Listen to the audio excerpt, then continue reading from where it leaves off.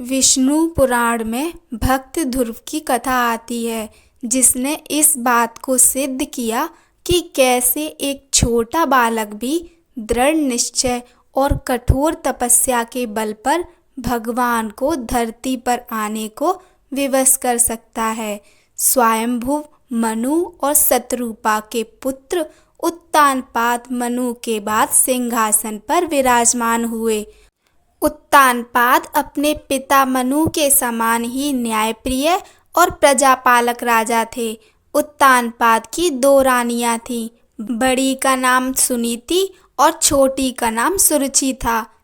सुनीति को एक पुत्र ध्रुव और सुरुचि को भी एक पुत्र था, जिसका नाम उत्तम था। ध्रुव बड़ा होने के कारण राजगद्दी का स्वाभाविक उत्तराधिकारी था, पर सुरुचि अपने पुत्र उत्तम को पिता के बाद राजा बनते देखना चाहती थी। इस कारण वो ध्रुव और उसकी माँ सुनीति से ईर्ष्या करने लगी और धीरे धीरे उत्तानपाद को अपने मोह माया के जाल में बांधने लगी। इस प्रकार सुरुचि ने ध्रुव और सुनीति को उत्तानपाद से दूर कर दिया। उत्तानपाद भी सुरुचि के रूप पर मोहित होकर अपने पारिवारिक कर्तव्यों से विमुख हो गए और सुनीति की उपेक्षा करने लगे। एक दिन बालक ध्रुव पिता से मिलने की जिद करने लगा। माता ने तिरस्कार के भय से और बालक के कोमल मन को ठेस ना लगे, इसलिए ध्रुव को बहलाने लगी, पर ध्रुव अपनी जिद पर अड़ा रहा।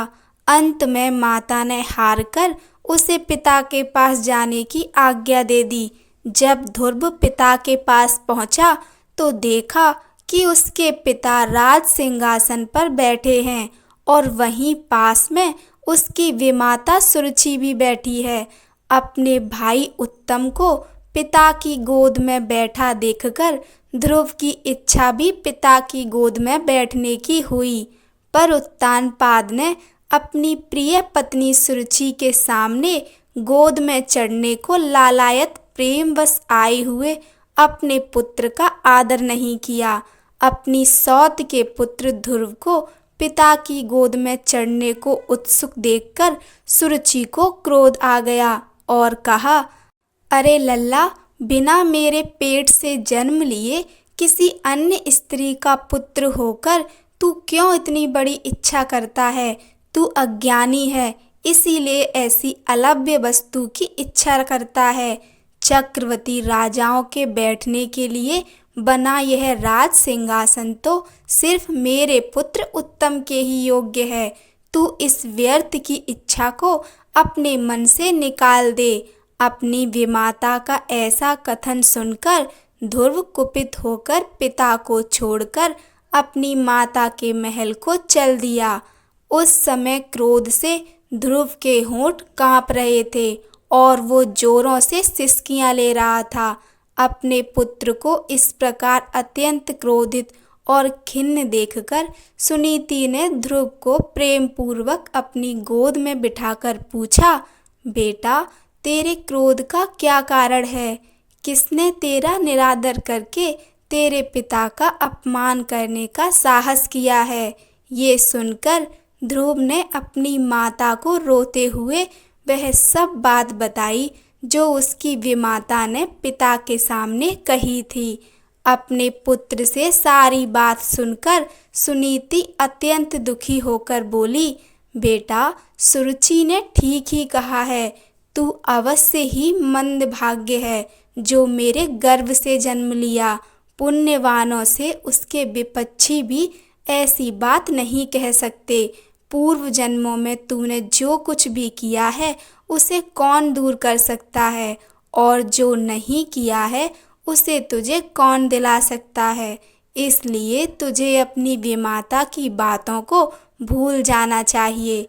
हे वत्स, पुण्यवानों को ही राजपद, घोड़े, हाथी आदि प्राप्त होते हैं। ऐसा जानकर तू शांत हो जा।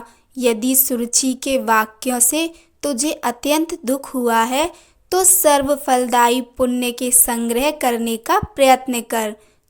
तू सुशील, पुण्यात्मा और समस्त प्राणियों का हितैषी बन, क्योंकि जिस प्रकार नीची भूमि की ओर ढलकता हुआ जल अपने आप ही जलाशयों में एकत्र हो जाता है, उसी प्रकार सत्पात्र मनुष्य के पास समस्त संपत्तियां अपने आप ही आ जाती हैं। माता की बात सुनकर ध्रुव ने कहा, माँ, अब मैं वही प्रयत्न करूँगा जिससे संपूर्ण लोकों में आदरणीय सर्वश्रेष्ठ पद को प्राप्त कर सकूं। अब मुझे पिता का सिंहासन नहीं चाहिए, वह मेरे भाई उत्तम को ही मिले। मैं किसी दूसरे के दिए हुए पद का इच्छुक नहीं हूँ। मैं तो अपने पुरुषार्थ से ही उस परम पद को पाना चाहता हूँ जिसको पिताजी ने भी नहीं प्राप्त किया है। अपनी माता से इस प्रकार कहकर ध्रुव सुनीति के महल से निकल पड़ा और नगर से बाहर वन में पहुंचा। वहां ध्रुव ने पहले से ही आए हुए 7 मुनीश्वरों सप्त ऋषियों को मृग चर्म के आसन पर बैठे देखा। ध्रुव ने उन सब को प्रणाम करके उनका उचित अभिवादन किया और नम्रता पूर्वक कहा, हे महात्माओं, मैं सुनीति और राजा उत्तानपाद का पुत्र ध्रुव हूँ।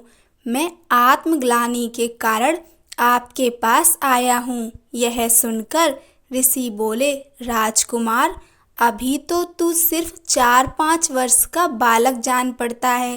तेरे चिंता का कोई कारण भी दिखाई नहीं देता है, क्योंकि अभी तो तेरे पिता जीवित हैं। फिर तेरी ग्लानि का क्या कारण है?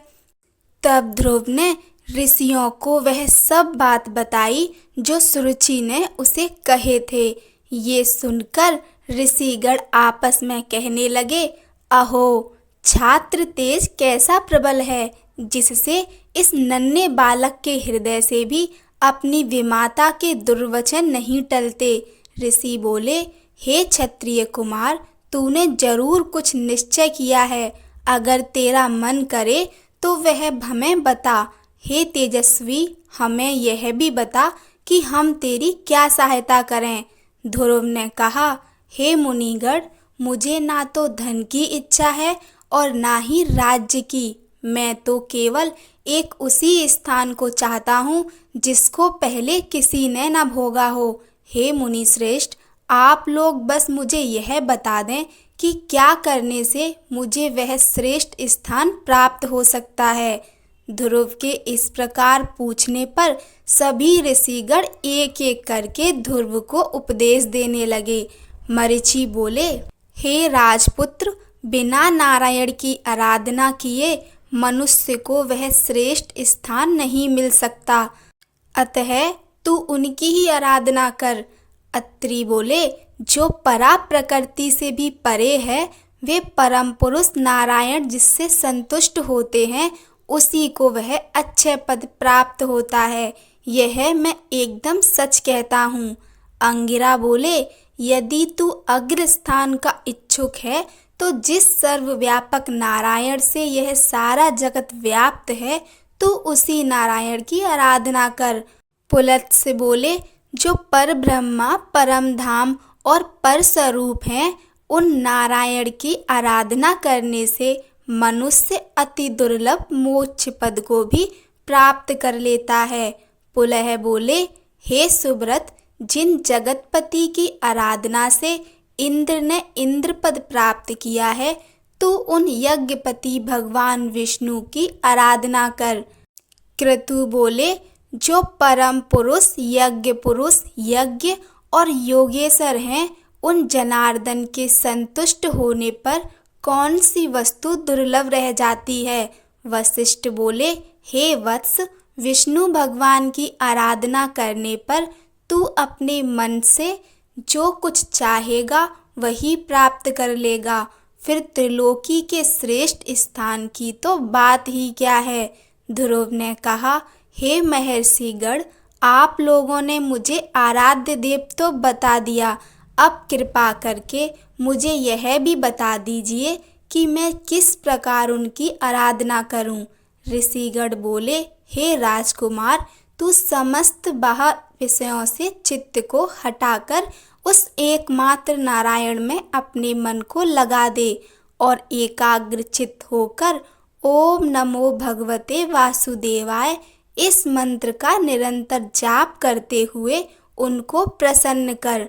यह सब सुनकर ध्रुव उन ऋषियों को प्रणाम करके वहां से चल दिया और यमुना के तट पर अति पवित्र मधु नामक वन मधुवन में पहुंचा, जिस मधुवन में नित्य श्री हरि का सानिध्य रहता है। उसी सर्व पापहारी तीर्थ में ध्रुव कठोर तपस्या करने लगा। इस प्रकार दीर्घ काल तक कठिन तपस्या करने से ध्रुव के तपोबल से नदी, समुद्र और पर्वतों सहित समस्त भूमंडल अत्यंत क्षुब्ध हो गए और उनके क्षुब्ध होने से देवताओं में खलबली मच गई।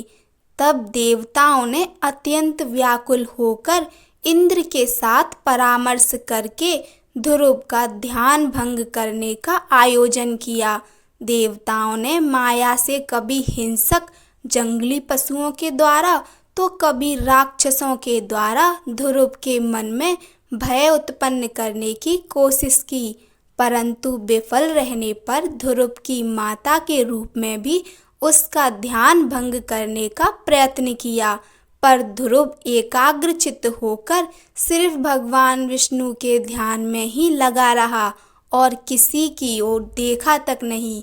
जब सब प्रकार के प्रयत्न विफल हो गए तब देवताओं को बड़ा भय हुआ और सब मिलकर श्री हरि की शरण में गए। देवता बोले, हे जनार्दन, हम उत्तानपाद के पुत्र की तपस्या से भयभीत होकर आपकी शरण में आए हैं। हम नहीं जानते कि वह इंद्रपद चाहता है या उसे सूर्य, वरुण या चंद्रमा के पद की अभिलाषा है। आप हम पर प्रसन्न होइए और उसे तप से निवृत्त कीजिए। श्री भगवान बोले, हे देवगण, उसे इंद्र, सूर्य, वरुण, कुबेर आदि किसी पद की अभिलाषा नहीं है। आप सब लोग निश्चिंत होकर अपने स्थान को जाएं। मैं तपस्या में लगे हुए उस बालक की इच्छा को पूर्ण करके उसे तपस्या से निवृत्त करूँगा। श्री हरि के ऐसा कहने पर देवतागणों ने प्रणाम करके अपने स्थान को चले गए। भगवान विष्णु अपने भक्त ध्रुव की कठिन तपस्या से संतुष्ट होकर उसके सामने प्रकट हो गए। श्री भगवान बोले, हे उत्तानपाद के पुत्र ध्रुव, तेरा कल्याण हो। मैं तेरी तपस्या से प्रसन्न होकर तुझे वर देने के लिए प्रकट हुआ हूँ। मैं तुझसे अति संतुष्ट हूँ। अब तू अपनी इच्छा अनुसार वर मांग। भगवान विष्णु के ऐसे वचन सुनकर बालक ध्रुव ने आंखें खोली और ध्यान अवस्था में देखे हुए भगवान को शंख, चक्र, गदा और पद्म धारण किए हुए साक्षात अपने सामने खड़े देखा। तब उसने भगवान को साष्टांग प्रणाम किया और सहसा रोमांचित तथा परम भयभीत होकर भगवान की स्तुति करने की इच्छा की। पर इनकी किस प्रकार स्तुति करूं, ये सोचकर ध्रुव का मन व्याकुल हो गया। ध्रुव ने कहा, भगवान, मैं आपकी स्तुति करना चाहता हूँ, पर अपने अज्ञानवश कुछ कह नहीं पा रहा, अतः आप मुझे इसके लिए बुद्धि प्रदान कीजिए। तब भगवान विष्णु ने अपने शंख से ध्रुव का स्पर्श किया। इसके बाद क्षण मात्र में ध्रुव भगवान की उत्तम प्रकार से स्तुति करने लगा। जब ध्रुव की स्तुति समाप्त हुई तब भगवान बोले, हे ध्रुव, तुमको मेरा साक्षात दर्शन हुआ है। इससे निश्चित ही तेरी तपस्या सफल हो गई है। पर मेरा दर्शन तो कभी निष्फल नहीं होता, इसलिए तुझे जिस वर की इच्छा हो वह मांग ले। ध्रुव बोला, हे भगवान, आपसे इस संसार में क्या छिपा हुआ है। मैं मेरी सौतेली माता के गर्वीले वचनों से आहत होकर आपकी तपस्या में प्रवृत्त हुआ हूँ। जिन्होंने कहा था कि मैं अपने पिता के राज सिंहासन के योग्य नहीं हूँ। अतः हे संसार को रचने वाले परमेश्वर, मैं आपकी कृपा से वह स्थान चाहता हूँ जो आज तक इस संसार में किसी को भी प्राप्त ना हुआ हो। श्री भगवान बोले, वत्स, तूने अपने पूर्व जन्म में भी मुझे संतुष्ट किया था, इसलिए तू जिस स्थान की इच्छा करता है वह तुझे अवश्य प्राप्त होगा। पूर्व जन्म में तू एक ब्राह्मण था और मुझ में निरंतर एकाग्रचित रहने वाला, माता पिता का सेवक तथा स्वधर्म का पालन करने वाला था। बाद में एक राजपुत्र से तेरी मित्रता हो गई। उसके वैभव को देखकर तेरी इच्छा हुई कि मैं भी राजपुत्र हूँ। अतः हे ध्रुव, तुझको अपनी मनोवांछित इच्छा प्राप्त हुई। जिस स्वयंभू मनु के कुल में किसी को स्थान मिलना अति दुर्लभ है, उन्हीं के घर में तूने उत्तानपाद के यहाँ जन्म लिया। जिसने मुझे संतुष्ट किया है उसके लिए इस संसार में कुछ भी असंभव नहीं है। मेरी कृपा से तू निश्चय ही उस स्थान को प्राप्त करेगा जो त्रिलोकी में सबसे उत्कृष्ट है और समस्त ग्रहों और तारामंडल का आश्रय है। मेरे प्रिय भक्त ध्रुव, मैं तुझे वह निश्चल ध्रुव स्थान देता हूँ जो सूर्य, चंद्र आदि ग्रहों, सभी नक्षत्रों और सप्तऋषियों से भी ऊपर है। तेरी माता सुनीति भी वहाँ तेरे साथ निवास करेगी और जो लोग प्रातःकाल और संध्या काल तेरा गुणगान करेंगे उन्हें महान पुण्य प्राप्त होगा। धन्य है ध्रुव की माता सुनीति, जिसने अपने हितकर वचनों से ध्रुव के साथ साथ स्वयं भी उस सर्वश्रेष्ठ स्थान को प्राप्त कर लिया। ध्रुव के नाम से ही उस दिव्य लोक को संसार में ध्रुव तारा के नाम से जाना जाता है। ध्रुव का मतलब होता है स्थिर, दृढ़, अपने स्थान से विचलित ना होने वाला, जिसे भक्त ध्रुव ने सत्य साबित कर दिया। कहानी सुनने के लिए आप सभी का धन्यवाद। जय श्री राम।